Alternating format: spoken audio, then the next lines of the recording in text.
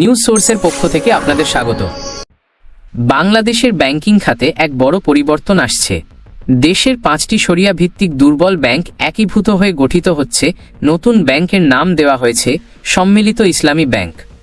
এই ব্যাংকগুলো হল ফার্স্ট সিকিউরিটি ইসলামী ব্যাংক, গ্লোবাল ইসলামী bank, union bank, Exim bank, social ইসলামী bank. Bangladesh bank ইতোমধ্যে এই ব্যাংকগুলোর পরিচালনা পর্ষদ ভেঙে দিয়ে প্রশাসক নিয়োগ করেছে এবং চলতি মাসেই নতুন ব্যাংকের কার্যক্রম শুরু হতে যাচ্ছে। তবে সবচেয়ে বড় প্রশ্ন হল, এই ব্যাংকগুলোতে থাকা লাখ লাখ আমানতকারীর টাকার কি হবে এবং হাজার হাজার কর্মচারী ও শেয়ার হোল্ডারদের ভবিষ্যৎ এখন কোথায়?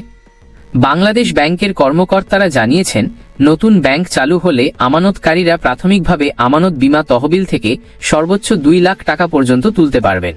এরপর ব্যাংকটি স্থিতিশীল হলে ধীরে ধীরে পুরো টাকা ফেরত পাওয়া যাবে। বর্তমানে এই 5 ব্যাংকে প্রায় 75 লাখ আমানতকারী রয়েছেন, যাদের মোট আমানতের পরিমাণ 1,42,000 কোটি টাকা, আর খেলাপি ঋণের পরিমাণ প্রায় 1,47,000 কোটি টাকা।